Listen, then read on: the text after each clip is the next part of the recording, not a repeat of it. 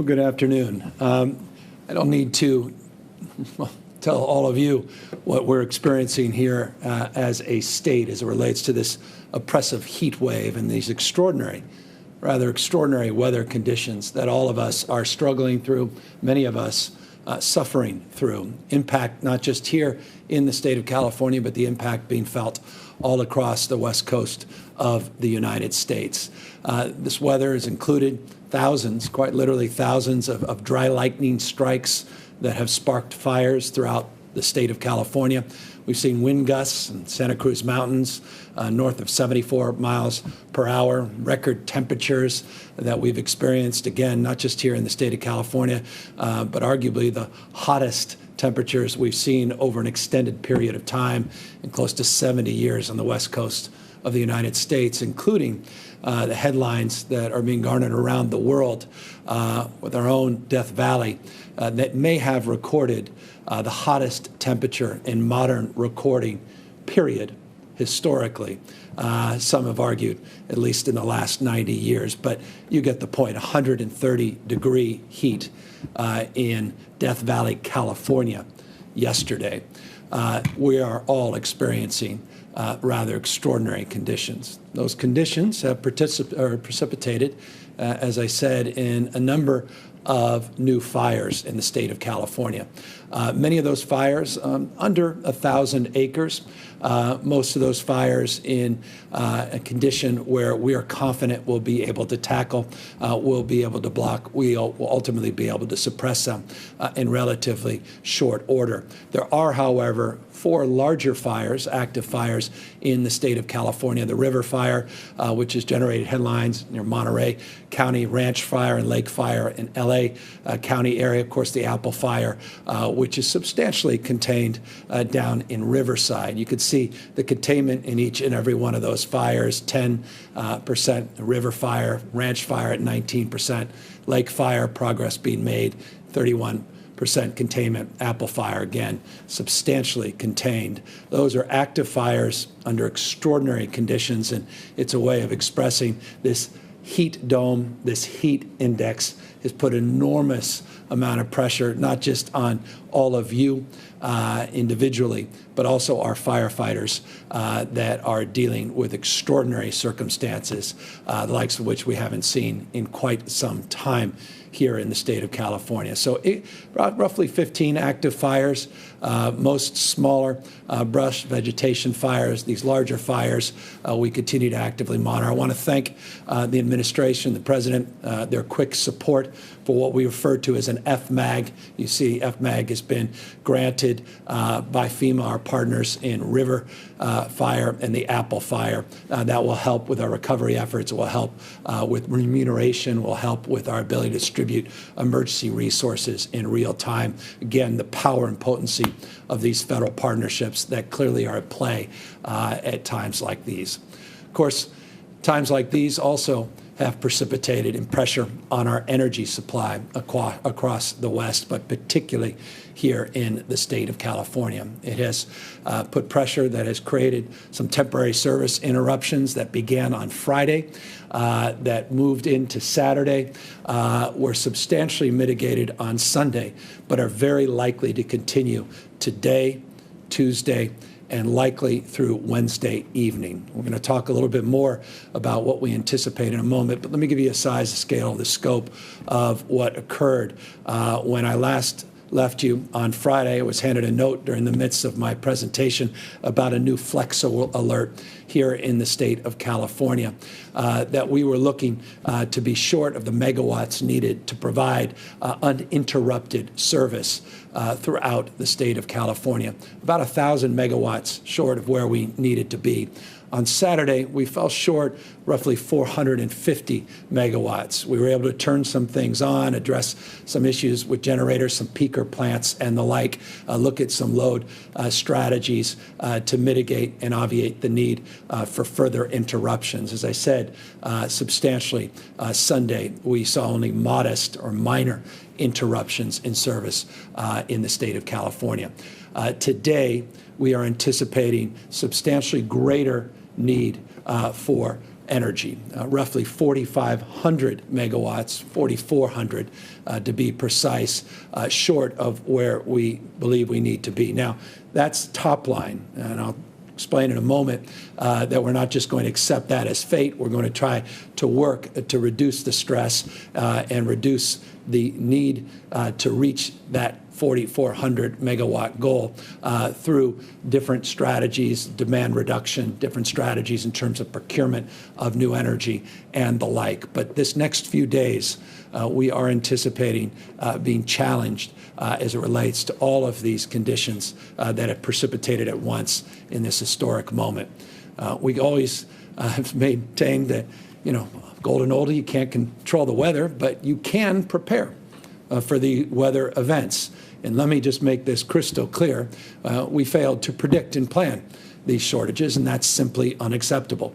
I am the governor. I am ultimately accountable and will ultimately take responsibility, have taken, I assure you, responsibility to immediately address this issue and move forward to make sure this simply never happens again here in the state of California. We began that process, again, shortly after I left you on Friday, worked throughout the weekend with our Energy Commission, with Cal ISO, our independent system operator, and the California Public Utilities Commission. We've been working with businesses, large and small, and we are working with experts across the spectrum to address the immediacy of this crisis, to understand the conditions that led up to it, and ultimately to address the anxiety that each and every one of you are facing, and to make sure that we never come back into this position again. So right now, California, we are currently and urgently deploying resources across the spectrum, and as I said, working to reduce our energy use. And I'll ask you to participate in that in a moment, but let me first give you an overview of exactly what has occurred and what's happened in terms of those efforts over the course of the last 48 hours. I signed an emergency proclamation that very specifically, very demonstrably and directly shifts energy consumption in this state. We're focused primarily on large energy users, and we are shifting to their backup power so they can utilize that power during the peak hours. We identify the peak hours roughly 3 p.m. About to 9, 10 p.m. Let's say 3 to 10 are the peak hours. I can explain in a moment why those evening hours become the most precious in terms of our concerns, particularly as it relates to sun going down, the utilization of solar, the fact that while we've had some peak gust winds, wind events across the state have been relatively mild. By the way, that's a good thing from a fire suppression perspective. That's an unfortunate moment as it relates more broadly to addressing the episodic nature of the renewable portfolio, of which we are prideful in the state of California, but vulnerable to in these conditions that I have stated.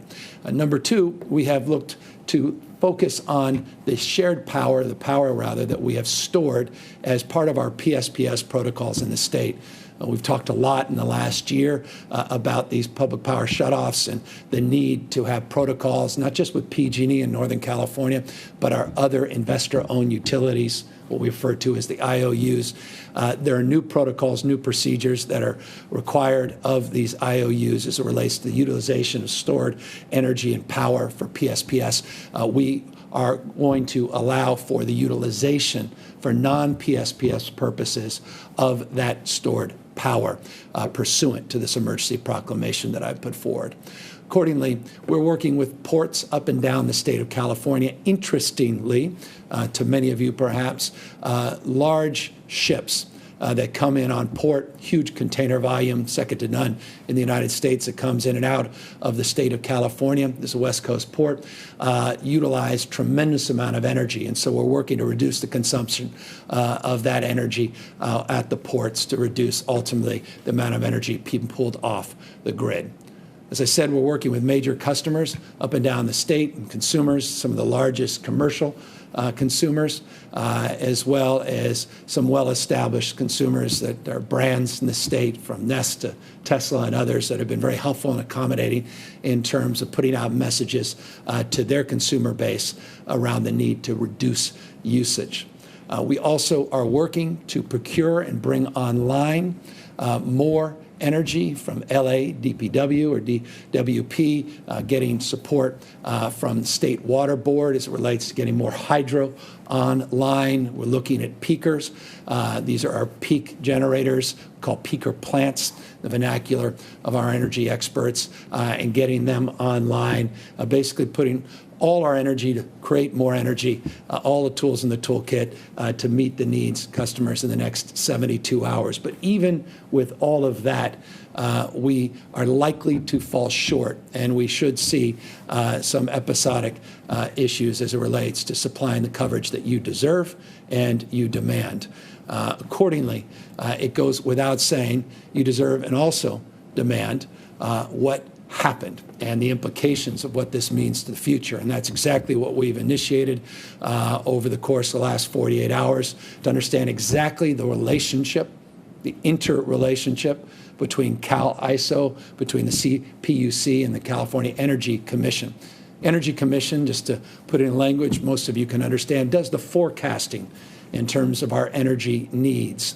ISO puts out criteria for what's necessary in order to meet that forecast. And the PUC fundamentally focuses on procurement. So it's a shared responsibility between those three agencies. None of us in the state of California are immune nor naive about the hots getting hotter, the dries getting drier, the wets getting wetter. We have long recognized the consequences of climate change. We have long recognized it by also reconciling our responsibility as the largest state in the United States of America to do more and do better in terms of our low-carbon green growth future.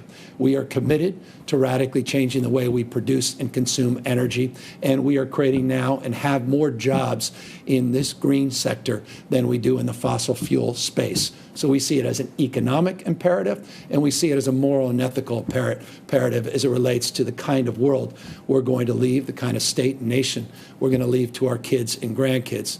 And we are not backing off on that commitment, quite the contrary. But in the process of the transition, in the process of shutting down, understandably, the desire and need to shut down polluting gas plants, and a desire to go from old to the new, in that transition and the need to shut those down, comes the need to have more insurance, comes the need to recognize that there have been, by definition, demonstrably, in the last few days and what we expect over the next few days, gaps in terms of that reliability. We cannot sacrifice reliability as we move forward in this transition. And we're going to be much more aggressive in focusing our efforts and our intention in making sure that that is the case. We need to make sure that we have a demand response system and we have reliability that meets the expectations that we have all forecasted around issues of climate change and around the prospects that this is not the last, quote unquote, record-breaking historic heat dome and experience that we will have in this state or in this region or in this nation or in our hemisphere in our lifetime. Quite the contrary. This is exactly what so many scientists have predicted for decades. It's manifesting quite acutely here on the West Coast of the United States, also manifesting in droughts, not just wildfires, and not just the issue of concerns around high quality, low cost, reliable energy for people that must have that support for their health, for our economic prosperity, and the like. So one thing I am certain of is that we will move forward with the kind of focus and diligence that's required of us to meet our responsibility head on, to guarantee protocols, processes, forecasting that's more sober around the potency of solar, what it means when there's higher humidity, as we've experienced, and the impact that has on solar, what it means as it relates to our broader portfolio mix, our interdependence with imports, our current protocols with exports of energy to West Coast states, and our capacity on storage in particular that substantially needs to be improved as technology is catching up. Our efforts need to be advanced in this space. But I am confident in our capacity to deal with that. And the reason I maintain that confidence is the work that we've been doing in the last year, particularly the work we have been doing with our largest public utilities in this country, the largest in the United States, PG&E, but the other utilities, to really map a future of reliability that looks very differently than today. And so we've been advancing goals. We're now in the transition of that. And now we have to, I think, sober up to the reality that in this transition, we're going to have to do more and be much more mindful in terms of our capacity to provide backup and insurance. I am not pleased with what's happened. I take a backseat to no one, nor are you. And if you are just on the sidelines, I can assure you shouldn't be pleased with the moment that we're in here in the state of California. We'll get to the bottom of it, and that's why that investigation into what happens and its implications for the future will be done swiftly and immediately, and we will lay out in detailed terms what we're going to do to make sure this simply doesn't happen again. That's the certainty that we are committed to in this moment, obviously, of uncertainty that you have been put into. And so with that, I want you to know that is our resolve and our commitment, but it also is our request of you to help us mitigate this moment by doing what you can. And many of you are well aware, living in the West Coast of the United States, particularly here in California, flex alerts. They happen quite often. And flex alerts are nothing more than what you see up here on the screen. These are just encouraging you as an individual, as a business owner as well, to help participate. Sum total of individual actions in the aggregate is the total impact that we will have over the course of the next 72 hours to mitigate the impacts of de-energization that we're likely to experience this evening and tomorrow evening in particular. By setting your AC to 78 degrees between the hours of 3 and 10 p.m. to cool your homes and offices overnight and in the early morning, to close those drapes to make sure that the windows aren't open in the middle of the day at the peak of the heat. And also consider, to the extent you can, using major appliances in the off hours. Again, hours not 3 to 10, but before 3 p.m., after 10 p.m., though I recognize limitations of late night. But I also want to implore you the impact of those decisions on washing machines, dryers, and dishwashers and the like. Using those major appliances during those off hours can also help. And as I reminded my 2 kids this morning as they were waking up, as they walked out, turn off those lights when you walk out. Something all of us can do just more generally. But all those things, these 4 things in particular, can really help us conserve energy and help us through this very challenging period of time. Let me now turn to another challenge that we have in the state of California related to the pandemic and COVID-19 and update you on what we have been discussing over the course of the last few weeks related to those backlog cases. We have adjudicated the positivity of over 295,000 cases that were in the backlog. We had a lot that were deduplicated, so we were able to get a new denominator, forgive me. Bottom line is we have 14,861 positive cases that we have put through our backlog. And as you know, we were able to clear out all of those backlog cases last week, and the numbers we presented last week include all of the numbers you see up on the screen.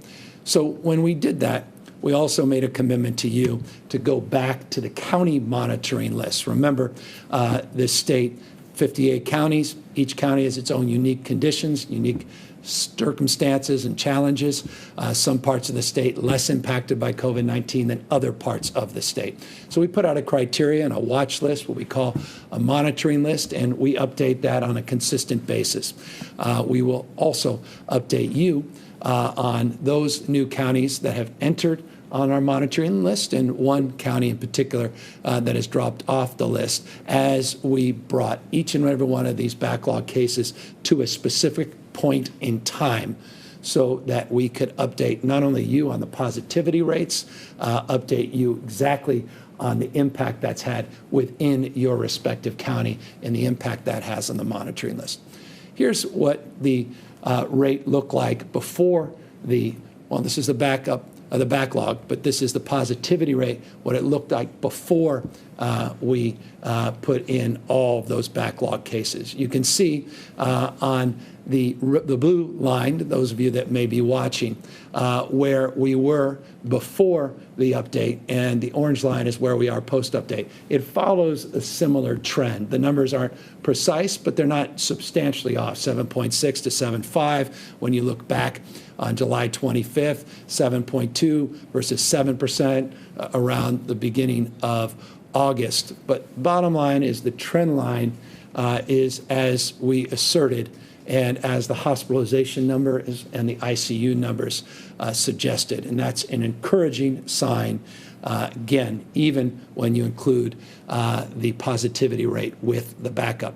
You can get a closer look here. This looks more like an EKG chart than anything else, and this could confuse anybody, but you get a sense of, where we thought we were doing a little better when we announced a few weeks ago than we were, and it looked like when you start adding all those backlogs, we're looking a little worse. The bottom line is we're smoothing all of that, and we have reconciled all of that. So where does that leave us? If you add all the backlog cases over a 7-day average period, they're at 9,446, typical case number when you add the backlog over a 7-day period. The numbers that we put out today are the latest numbers, 6,469 positive cases in this state. Those case numbers are high, but they are trending in the right direction. Let me be more specific and more precise. We are now averaging close to 134,000 tests every single day here in the state of California. 133,632 is our average 7-day daily number of tests we have conducted.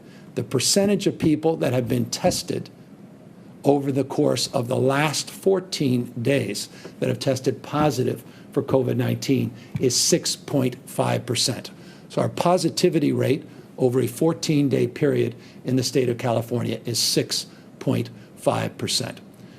Accordingly, we've suggested this in the past and we've asserted it, but the positivity rate, again, stabilizing and moving broadly in the right direction, also connects the expectation that we'll see hospitalizations to continue to decline. The good news is they have been declining statistically, and as a consequence, we have experienced a 21% decline in hospitalizations over a 14-day period. So 6.5% positivity, all the backup numbers included, updated numbers on hospitalizations, down 21% over a 14-day period. By the way, we're now at 7% of our healthcare system capacity represented with COVID-19 positive patients, 7%. As it relates to ICU admissions, we are down 16% over a 2-week period. So again, hospitalizations as well as ICU admissions trending in the right direction. We now have, I think it's roughly 19%. In fact, let me confirm that it is 19% of our ICU admissions are represented with COVID-positive patients in our ICU healthcare capacity. But again, hospitalizations trending downward, ICU numbers now also trending downward along with the positivity rates here in the state. Let me update you on the monitoring list. Last monitoring list you saw was on August 3rd, and this was the 38 counties out of our 58 counties that were included. The new monitoring list we're putting out today now has 42 counties on the list. Again, you have to be on the list for 3+ days, or rather you appear on this list as long as we see trends over a 3-day period. You pull off if we see 3 days of trends holding stable as well. So we go from 38 counties to now 42 counties. Let's get underneath, look at which counties were added and which county was removed. You'll see that Amador and Mendocino counties were added. And this is the first in the day we went back to 725. And Amador was 2 days on. Mendocino was 2 days on, officially went on that third day. I want to just applaud the leadership in Mendocino. They didn't wait for this updated information. They made modifications to their stay-at-home order. I want to thank their health officer and their county board of supervisors, among many others, for their leadership in this space. So Amador, Mendocino, you see Inyo County, Calaveras, and Sierra. Sierra just joined the list over the weekend. Calaveras on Thursday. Santa Cruz on Friday was removed from the list. So we've said this in the past. You've seen this in the past. This is a dynamic list. People come on, people come off. The numbers shift every single week. And I anticipate this week the numbers to shift again. It looks like, all things being equal, and the latest reporting period, 24-hour reporting period, which we will have later this evening, it's very likely San Diego will join the list of those counties removed. So likely tomorrow, though we'll update this, likely tomorrow that you see San Diego on that list. But Santa Cruz is currently the one county that was removed from the list. So this is an updated monitoring list. And I encourage people want to learn more about the monitoring list, want to get under the hood, understand the criteria that leads to how you end up on it and how you end up off it. Go to covid19.ca.gov, covid19.ca.gov. For more information, you can toggle and actually go to your county and learn with some specificity exactly how your county is doing and get a sense of the prospects based on the trend lines, the encouraging trend lines on hospitalizations, ICUs, and positivities, case rates, the likelihood that your county may soon come off that monitoring list. As always, we can't ever have a presentation where we don't encourage you to continue to do one of the most important things you can do to mitigate the spread of this disease, also mitigate the prospects that we'll have to extend these monitoring counties and see our schools reopened. That impact can be substantially made by your commitment and resolve to wearing a mask. Physically distancing, always one of the most important non-pharmaceutical interventions that we can make, and washing your hands, minimizing mixing where you can. And so that is a slide very familiar to those that have taken the time to watch our presentations. I want to just conclude by reminding you of how deadly this disease continues to be. Over the course of the last 14 days, we have averaged, over a 14-day period, the loss of 132 lives on any given day, which is just jaw-dropping when you consider that. And so our heart goes out to every single family that has been torn apart because of tragic loss of a loved one. And I also want to extend just my personal respect, my deep, deep admiration. I had a privilege a few days ago to have a meeting with a number of doctors, a number of nurses, some ICU nurses that talked about being at wit's end and how emotionally exhausted they are, not just physically exhausted they are. But nothing was more impactful to them and to me than the issue of loneliness that they described with loved ones that are in an ICU, intubated, likely to lose their lives, but cannot see a loved one, cannot see the hand reach out to say, I love you and I'm going to miss you. The impact on that, the impact on them, so profound. And I just want folks to know, none of us, for the grace of God, any of us, end up in that circumstance, end up on the other side of this equation. And that's why it is so important. It's so important that we take the responsibility to do a little bit more and a little bit better with wearing a masks and trying to do what we can to minimize mixing. They described, one of the nurses described, buying extra iPhones so their loved ones can see their loved one in an ICU. The only way they could see them is virtually. Others described, all but being there as, well, the only one swaddling a young child, singing to a young child because a COVID-positive mother can't even breastfeed. A COVID-positive mother can't even hug their child. That bonding experience, that human experience.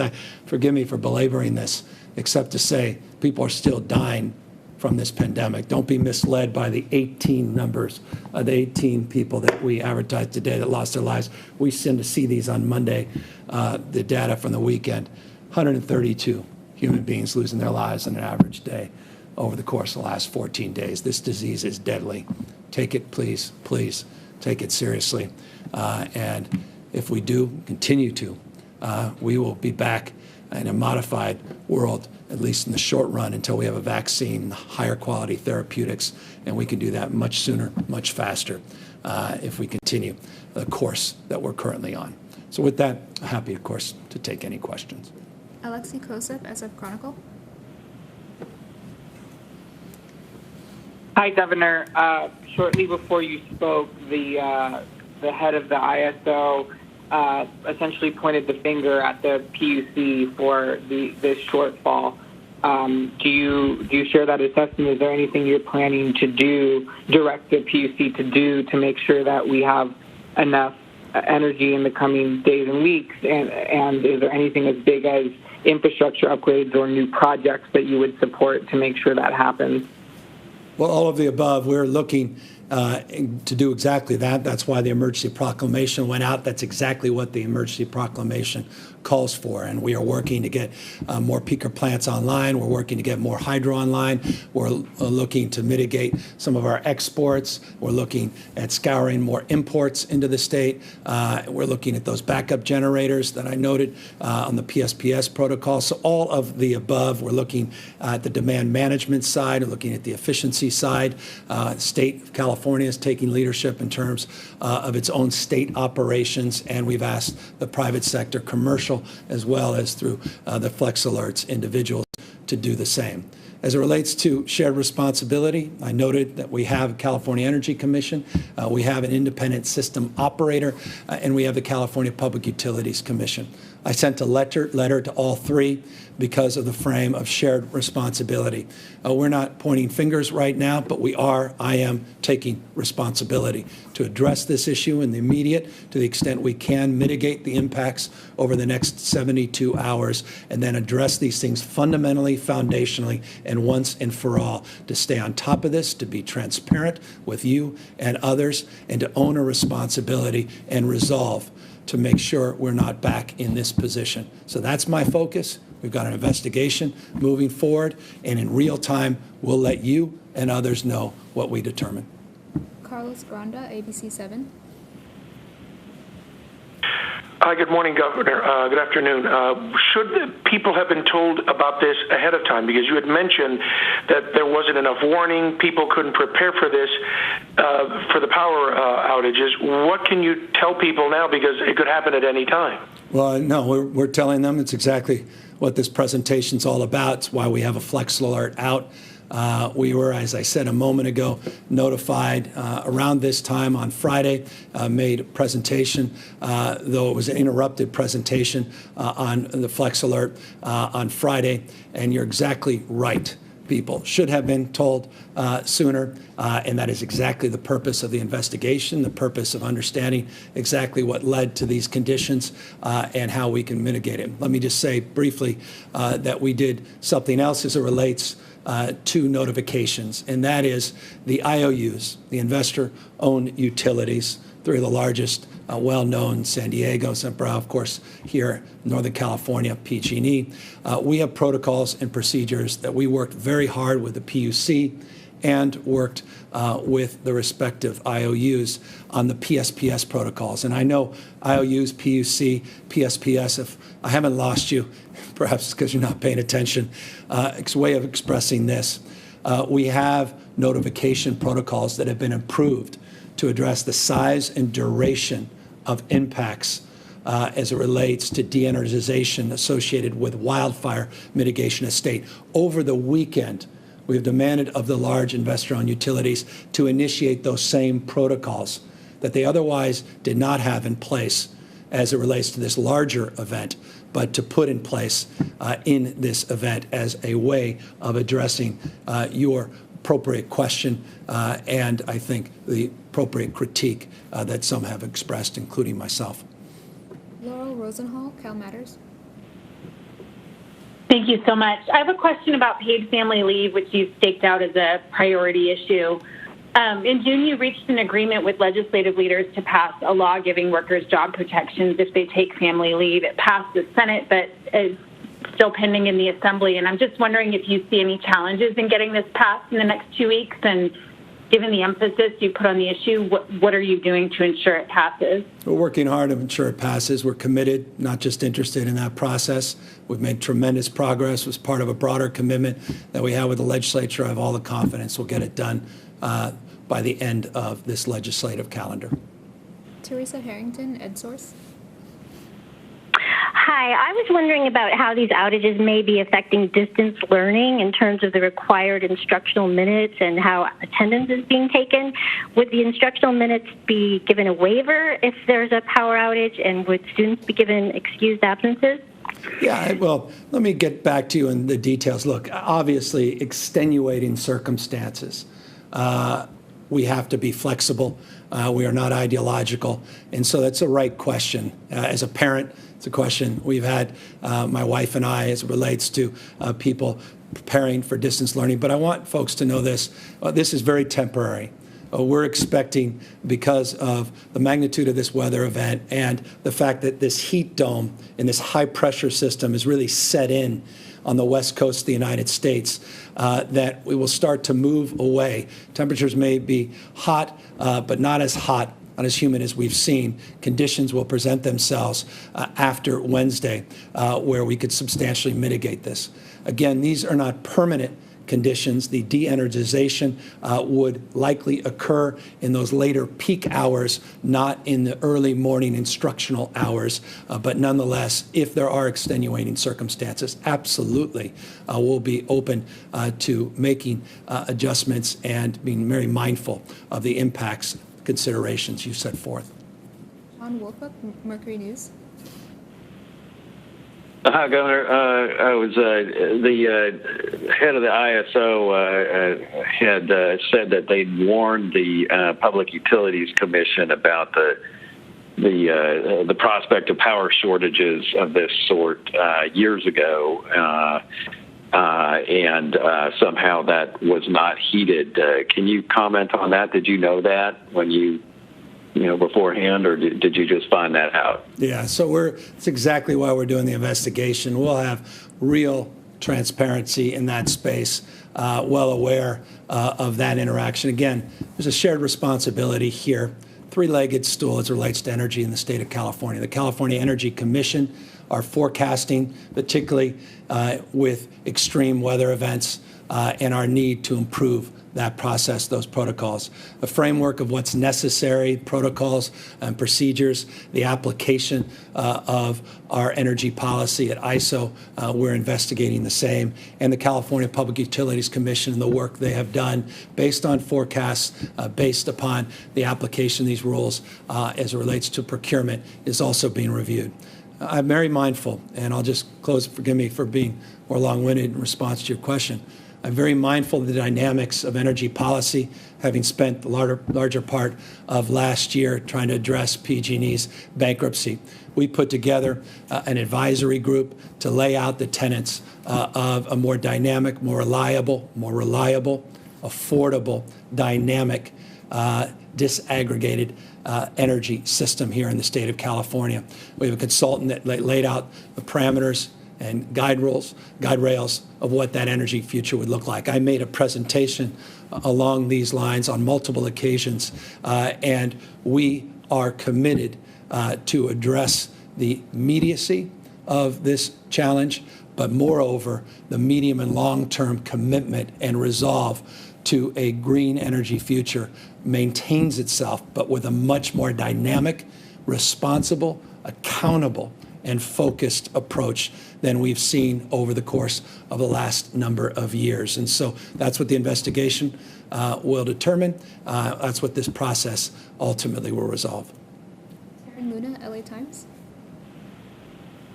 Governor, you said you didn't know about the problem with the Cal Ready system when you disclosed the decline numbers a couple weeks ago, and now it sounds like you're saying the state had failed to predict and plan for the current energy shortage, and you're ordering an investigation into it. So is there a communication problem within your administration, or No. why are you not aware of and planning for these major issues?